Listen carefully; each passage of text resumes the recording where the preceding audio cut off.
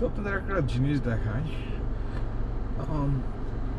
দেখেন ওই যে সুন্দরভাবে একটা গাছের সাথে পাখির খাওয়ার জন্যে একটা কত সুন্দর একটা কি বলবো কেজের মতো বানায় দিছে। সো আমেরিকাতে এমন সব বাসাতেই জাস্ট পাখিদের খাবার জন্যে ওরা এরকম একটা ফ্যাসিলিটি করে দেয় যাতে পাখিরা আসতে পারে খাইতে পারে।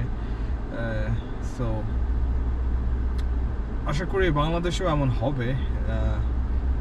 পাখি শিকার করার পরিবর্তে পাখির খাবারের ব্যবস্থা করে দিলে